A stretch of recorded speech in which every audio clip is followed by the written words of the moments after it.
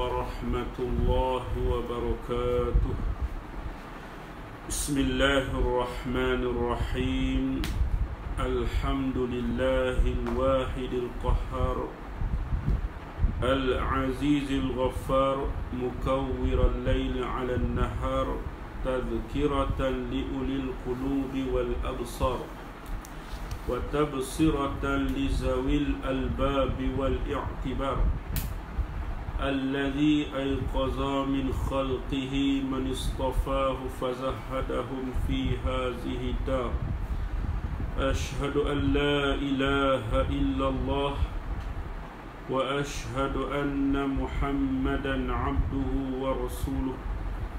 اللهم صل على سيدنا محمد طب القلوب ودوائها وعافية الأبدان وشفائها ونور الأبصار وضيائها وعلى آله وصحبه وسلم. أما بعد. اللهم اشفنا من كل داء وعافنا من البلاء. اللهم اشفنا من كل داء وعافنا من البلاء. اللهم اشفنا من كل داء وعافنا من البلاء. آمين آمين يا رب العالمين. Alhamdulillah, bersyukur kita kepada Allah Subhanahu wa Ta'ala pada malam ni, malam yang ke-11 kita baca kitab Bughyatul Lab pada membicarakan hukum berpuasa, hukum puasa. Pada hari ini sambungan pada muka surat yang ke-111, 111 baris yang keempat daripada bawah. Itu je. Qala al-musannifu rahimahullahu ta'ala, faslun fi syuruti wujubi sawmi ramadana wa ma yubihu tarka sawmihi. Faslun fi syuruti wujubi sawmi ramadana wa ma yubihu tarka sawmihi.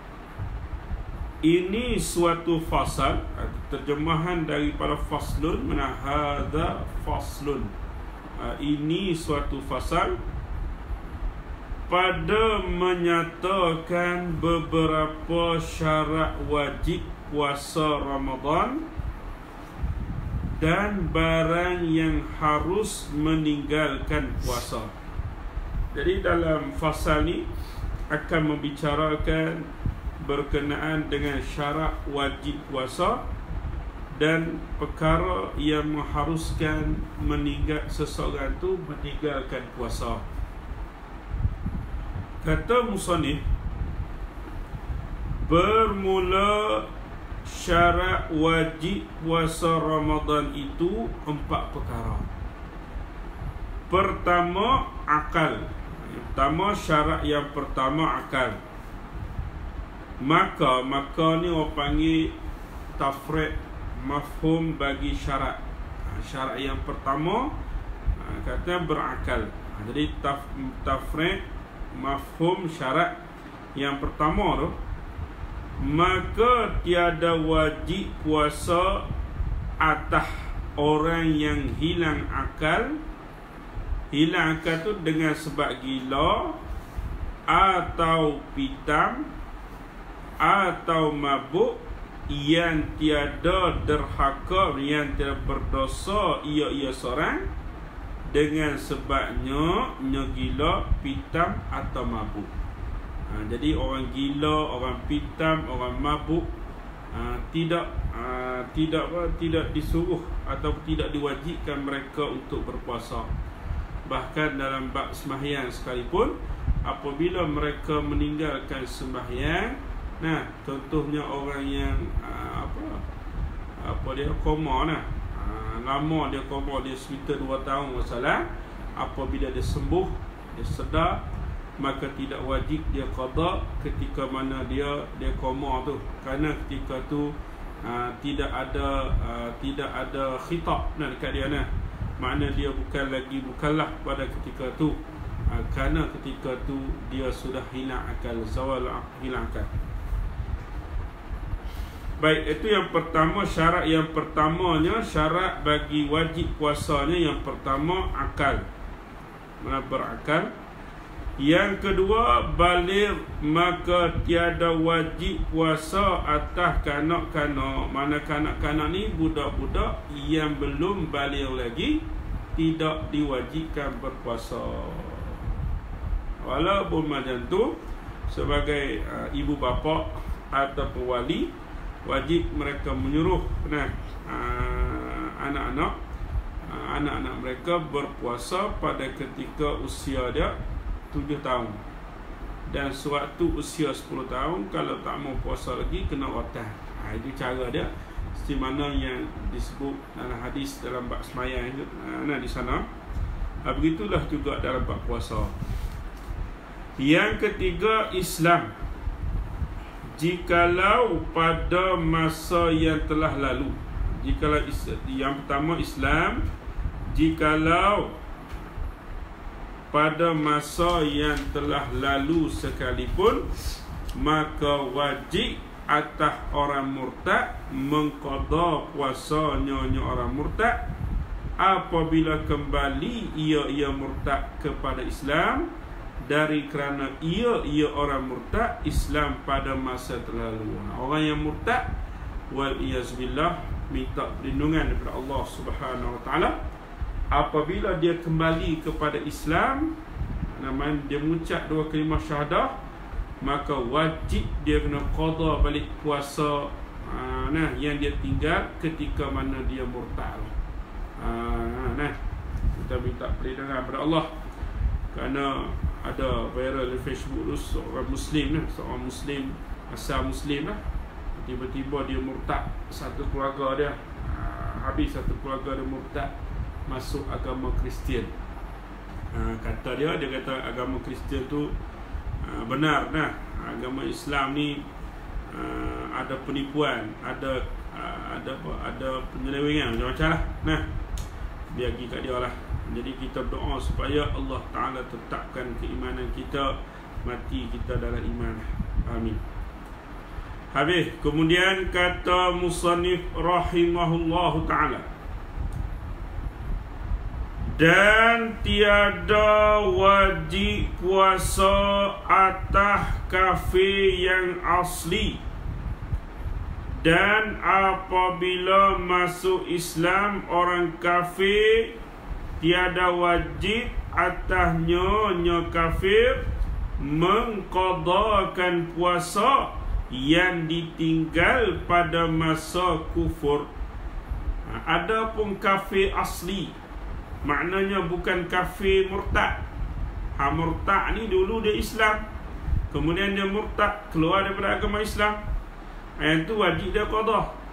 Adapun kafir asli, apabila dia masuk Islam, maka tiada wajib atasnya mengqadakan puasa yang dia tinggal sewaktu mana dia masih belum lagi Muslim, sebelum lagi dia Islam, maka tak wajib dia qada. Ini kemudahan syarak.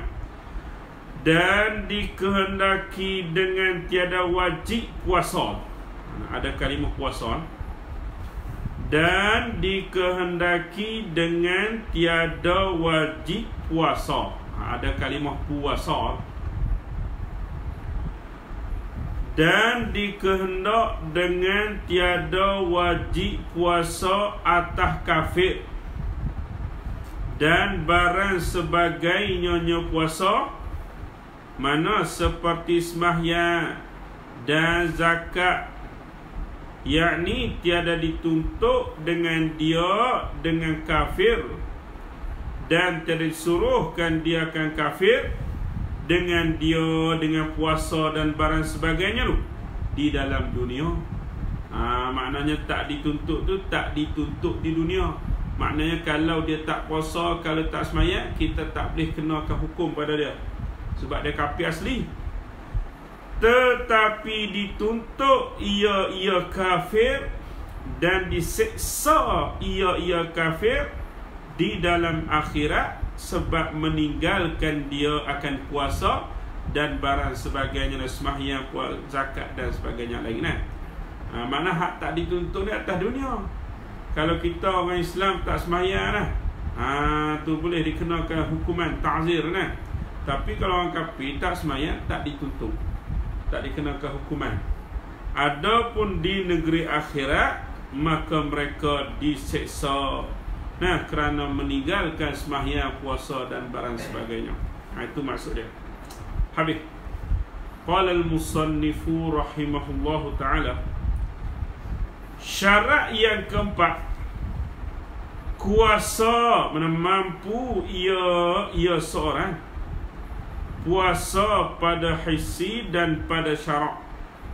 Hissi ni zahir, maka tidak wajib puasa atas yang tiada kuasa sebab sakit atau tua. Orang sakit, orang tua, terlampau tua sangat, dia tak mampu nak puasa, maka tidak diwajibkan atasnya, tidak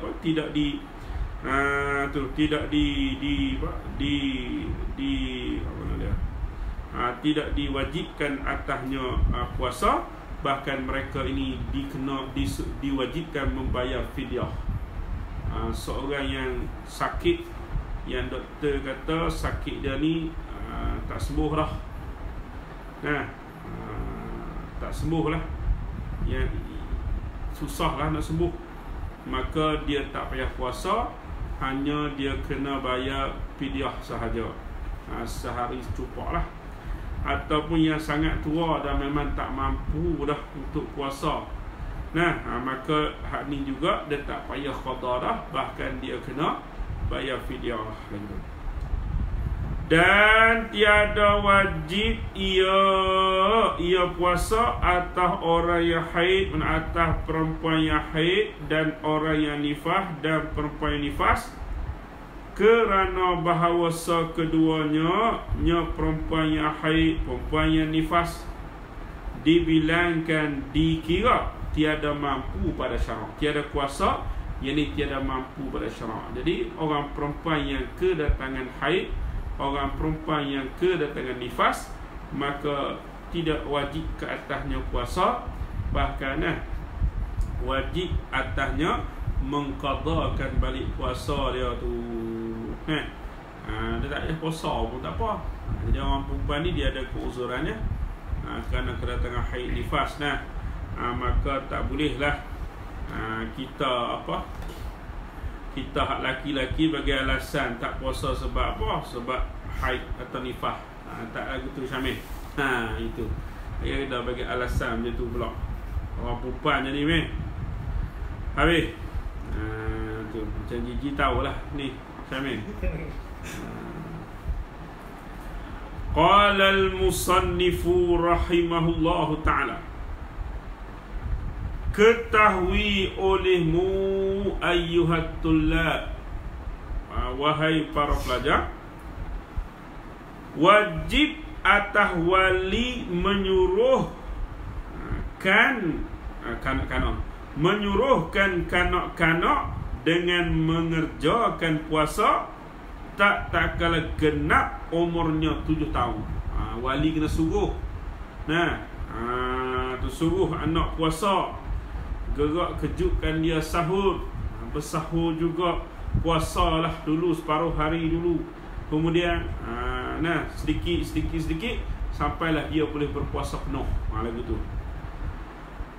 Apabila adalah ia kanak-kanak tu mumayyiz, lagi puasa ia kanak-kanak puasa. Maknanya kita mula dengan peringkat puasa ni, kita suruh dulu puasa separuh hari, kemudian seterusnya sampailah genap penuh tenggelam matahari. Ni ada usaha besar tak puasa juga berat. Bulan puasa pergi nyelam ikan kan dia sebenarnya. Batal puasa lah. Gitu. Kemudian kata musannif rahimahullahu ta'ala, dan wajib atasnya wali memalu dia. Memalu ni makna memukul dia, memukulkan dia akan kanak-kanak atas meninggalkan puasa. Atas ni kerana meninggalkan puasa tak kala genap cukup umurnya kanak-kanak 10 tahun. 10 tahun tak puasa ni pukul. Yang pukul yang tidak menyakitilah, bukan sampai meninggalkan kesan. Bahkan pukul hanya sekadar mengajar. Sikit-sikit je lah. Kita balu sungguh nah. Jika kuasa ia kanak-kanak puasa, seperti hukum ni sama juga seperti perintah sembahyang juga. Mana umur dia tahu kita kena suruh anak-anak kita sembahyang, anak-anak kita puasa umur 10 tahun. Kalau dia malas lagi boleh pukul. Sekadar pukul ia mengajar. Habis kata musannif rahimahullahu ta'ala, bermula harus berbuka. Ada situ tulis berbuat. Lepas tu ada kitab tu ejah, ada kitab. Bukan berbuka, berbuat. Bukan berbuat, berbuka. Bermula harus berbuka puasa Ramadan. Lagi tu lah. Kalau tengok dalam kitab tu dia kata berbuat. Hak ni hak perlu kita kena perhati lah. Takut sekali baca salah faham lah. Bermula harus berbuka puasa Ramadan, dan pada dan pada tiap-tiap puasa yang wajib. Sebelum puasa qada, puasa nazar. Puasa qada, puasa nazar bukan buka ikut suka. Tak boleh. Kerana sakit yang memberi mudarat atasnya sakit puasa. Gitu. Memberi mudarat tu dengan mudarat yang mengharuskan tayamum. Sakit semua kan. Dan jika jadi sakitnya itu daripada menyahaja minum pada malam akan minuman yang menjadikan sakit sekalipun, mana harus juga berbuka apabila ada sakit. Mungkin gastrik. Doktor kata awak ni tak boleh nak puasa. Kalau puasa pun sampai pukul 12 ke atas. Bahaya kalau awak teruskan. Barangkali jadi kanser usus. Barangkali je lah. Ustaz sebut sebagai contoh je, bukan betul pun. Jadi kalau awak memang tak boleh puasa, setakat ni memang tak boleh puasa, ketika tu lagu mana? Maka wajiblah pada ketika maka ketika tu dia boleh berbuka puasa. Kena bayar fidyah. Gitu.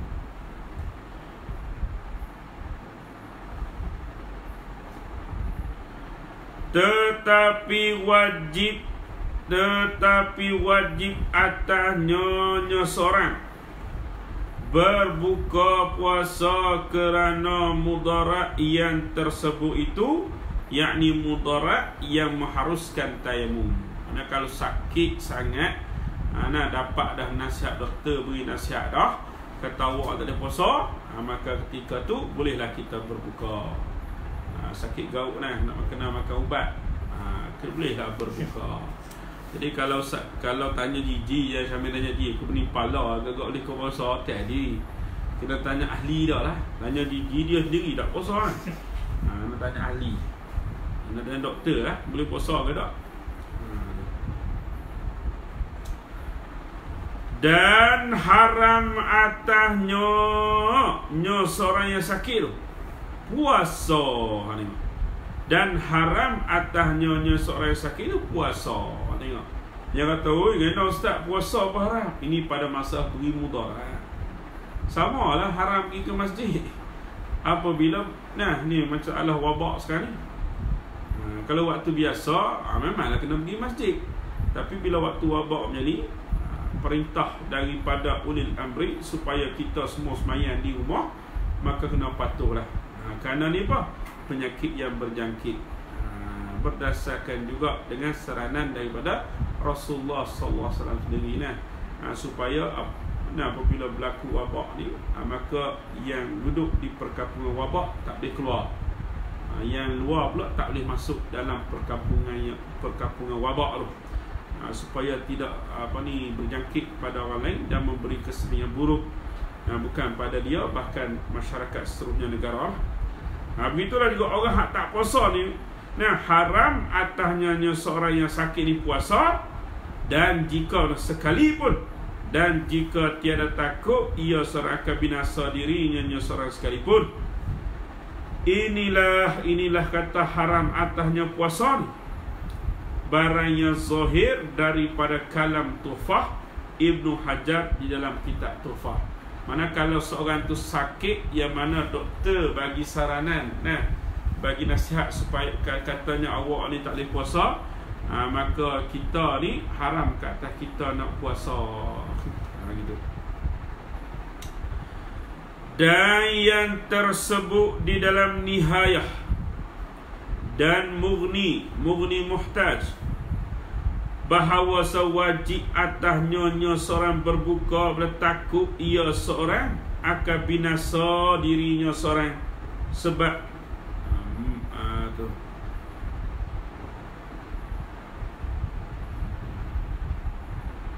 boleh je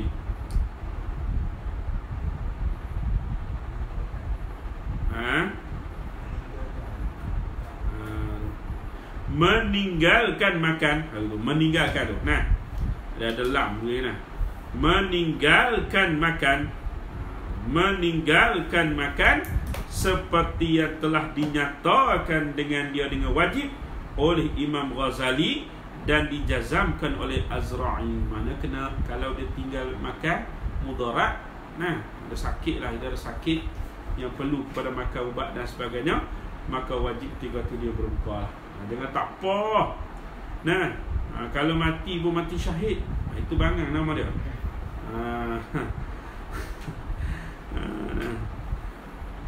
Wajib kita memelihara nyawa. Puasa tu tak apa boleh puasa lagi. Lepas ni nyawa ni dah mati, bukan kata boleh ada nyawa lain. Sama lah kita tengah semayang di masjid, berlaku gempa bumi nak runtuh masjid. Jangan nak semayang lari dulu, jaga nyawa dulu. Semayang sekejap lepas tu boleh semayang. Dia kata tak apa dalam semayang, tak apa, mati syahid, itu bangang namanya. Habis. Bermula orang yang sangat lapar dan dahaga itu seperti hukum orang yang sakit lah. Yang sangat lapar, sangat dahaga, dia buat kalimah sangat. Sangat ni sangat sampai bawa pada nak bawa pada kematian ni kalau tak makan. Seperti hukum orang yang sakit jika mudarat sebab lapar atau dahaga itu mudarat yang mengharuskan tayamum, harus baginya orang berbuka puasanya. Dan jika tiada seperti demikian itu mudarat sebab lapar atau dahaga itu mudarat yang mengharuskan tayamum, maka tiada harus baginya seorang berbuka puasa nyonya seorang. Maknanya apa? Mudarat yang lapar atau dahaga yang mengharuskan tayamum, maknanya lapar sungguh, dahaga sungguh. Ni kalau tak makan, tak minum, mudarat pada diri dia, bahaya, barangkali boleh mengancam nyawa dia. Ketika tu bolehlah dia berbuka. Habis. Seperti tiada harus ia seorang berbuka puasa. Seperti tiada harus ia seorang berbuka puasa sebab sakit yang sedikit, seperti sakit kepala, sikit kepala, dan sakit gigi, sikit-sikit Kalau sakit kuat apa tak tahan nak buka nak ubat. Dan sakit telinga, melainkan jika takut ia seorang bertambah sakit sebab puasanya seorang macam orang sakit kau kan kena makan ubat lah. Sehari dua kali ketika ada sakit lah. Ketika tak sakit tak apa, dia kata ustaz cari alasan tak mau puasa tu. Bukan lagu tu. Bukan kata nak cari alasan tak mau puasa. Waktu sakit sangat-sangat kena makan ubat acak banyak kali lah. Tapi kalau waktu sihat macam ni tak perlu lah. Dia kata ustaz cari alasan tu. Habis. Tafriq dan maka harus berbuka pula, ini berbuka juga, yakni seperti sakit yang mudarat akan sebagai mudarat yang mengharuskan tayamum juga, yakni seperti sakit yang mudarat akan sebagai mudarat yang mengharuskan tayamum. Dia sakit sikit, sakit gigi ataupun sakit kepala, tapi kalau dibiarkan tak makan ubat, sakit dia tu akan bertambah ketika tu dia boleh berbuka puasa juga. Kerana tu ada satu kaedah sebut al-masyaqqah tajlibut taisir, mana kepayahan itu mendatangkan kesenangan. Bukan kata tak boleh kena puasa juga, biarlah kalau mati pun mati dalam keadaan berpuasa, tak boleh lah. Di antara yang wajib jaganya ialah nyawa, tadi saya sebut dah. Habis. Dan hasil masalah ini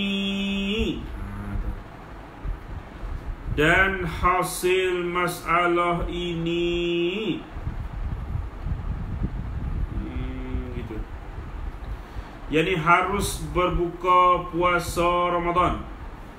Dan hasil masalah ini, masalah kata harus berbuka puasa Ramadan. Zizi rajin dobit je. Tunggu kata Zizi rajin mengaji. Zizi ni Syamil Zizi rajin mengaji.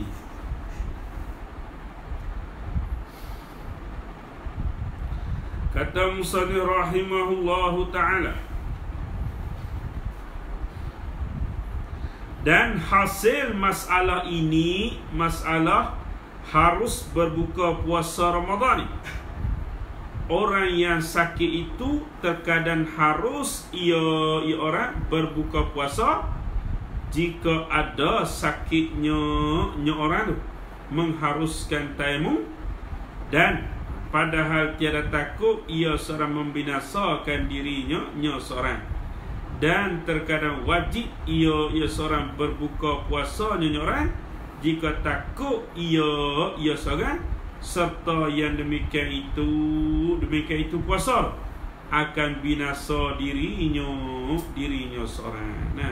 Kesimpulan dia, ada yang kita boleh berbuka puasa dengan sebab apa?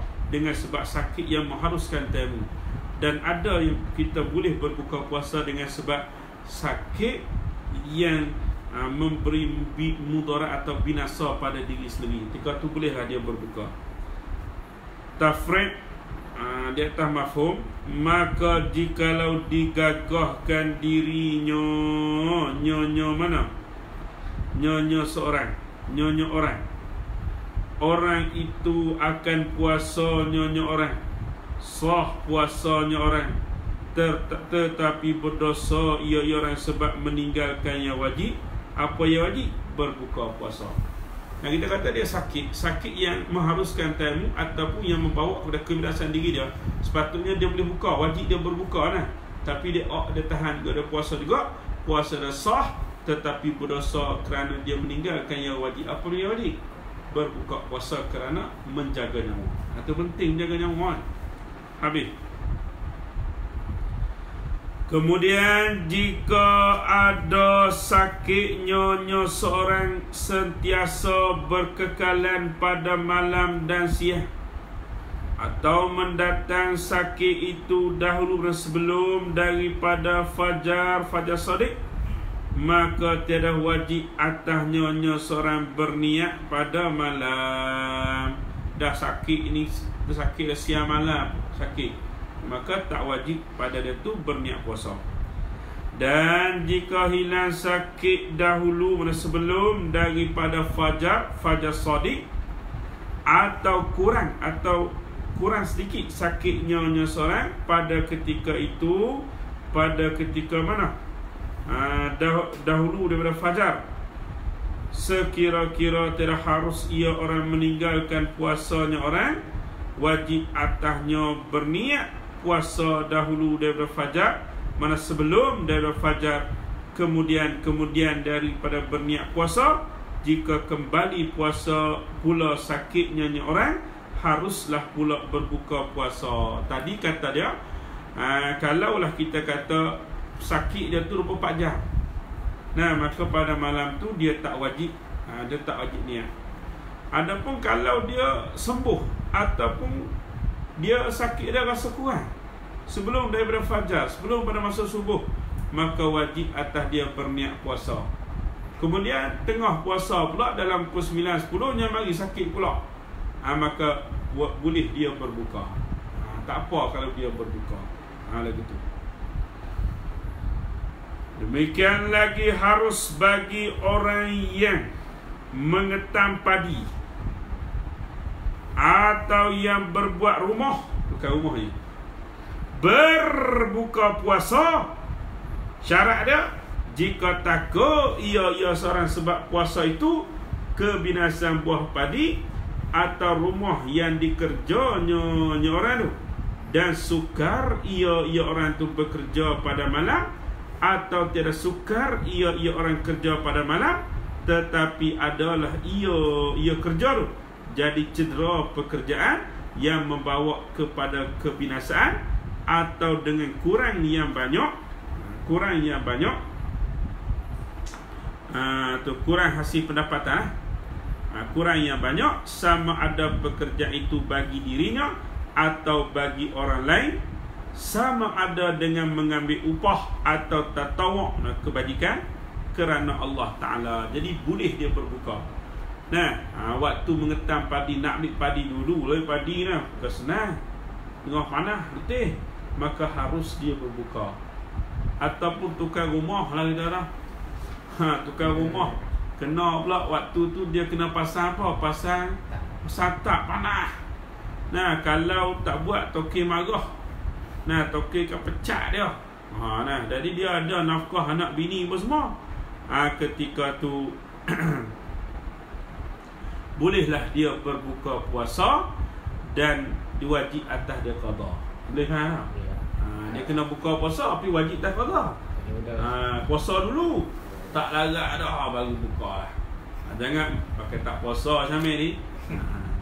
Ustaz pernah tanya pekerja Indonesia, dia kata yang paling sukar sekali tukar rumah ni waktu plaster.